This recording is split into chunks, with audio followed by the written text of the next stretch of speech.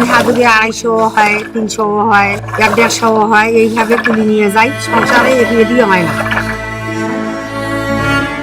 মাথার উপর তপ্ত রোদ আর শরীর ডোবানো ড্রেনের কুচকুচে কালো বিষাক্ত পানিতে এই নরকতুল্য পরিবেশেই একদল নারী খুঁজে চলেছেন তাদের বেঁচে থাকার রসদ। যেখানে সুস্থ মানুষের এক মুহূর্ত দাঁড়িয়ে থাকাই দায়, সেখানে ড্রেনের ঘোলা জলে গলা পর্যন্ত ডুবে নারীরা হাতড়ে বেড়াচ্ছেন কালো সোনা খ্যাত কয়লার ক্ষুদ্র ক্ষুদ্র কণা।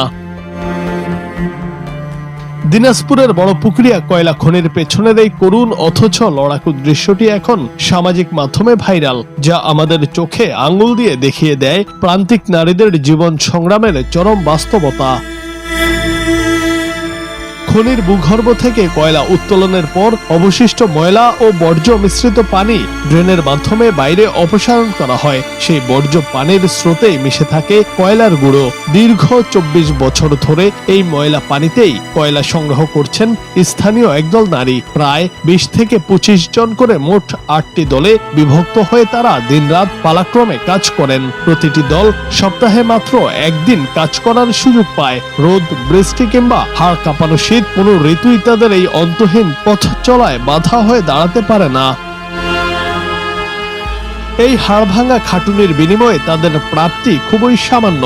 সংগ্রহিত কয়লার গুঁড়ো প্রতি মন 400 থেকে 500 টাকা দরে বিক্রি হয়। দিন শেষে হাড়ভাঙা পরিশ্রম করে একজন শ্রমিকের আয় হয় মাত্র 150 থেকে 200 টাকা, আর ভাগ্য খুব ভালো হলে কখনো মেলে 500 টাকা। এই সামান্য আয়েই চলে তাদের নুন আনতে পান্তা ফুরানো সংসার। শ্রমিকদের ভাষায় কোনোদিন 250 হয়, কোনোদিন 100।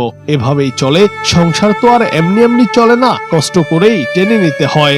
দিন হাজুরি 250 হয়, 300 হয়, হয়তো কোনোদিন 150 হয়, এইভাবে তুলে নিয়ে যায়। সংসারে এদিকে হয় না। তবে এই যৎসামান্য উপার্জনের আড়ালে লুকিয়ে আছে ভয়াবহ স্বাস্থ্য ঝুঁকি। দীর্ঘ সময় ধরে বিষাক্ত ও নোংরা পানিতে ডুবে থাকায় এসব নারী চর্মরোগ, শ্বাসকষ্ট সহ নানা জটিল রোগে আক্রান্ত হচ্ছেন।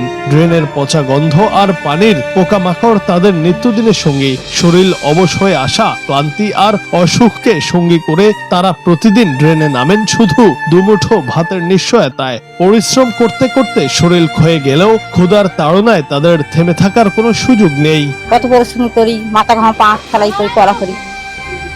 আর মনে করেন মহিলা বেশি কষ্ট, মনে করেন পরিশ্রম বেশি হয়। এখন বড়পুকুরিয়া কয়লা খনির পেছনের এই ড্রেনটি এখন কেবল ময়লা পানি বহন করে না, এটি বহন করে অসংখ্য নারীর টিকে থাকার আখ্যান। কালো পানির অতলে কয়লার গুঁড়ো খুঁজতে খুঁজতেই কাটছে তাদের রঙিন শৈশব কিংবা সোনালী যৌবন। অনিশ্চিত আয় আর নিশ্চিত অসুস্থতাকে পাশ কাটিয়ে পরিবারকে টিকিয়ে রাখার এই অসম লড়াই প্রতিদিন মনে করিয়ে দেয় বেঁচে থাকার যুদ্ধটা সবার জন্য সমান সহজ নয়।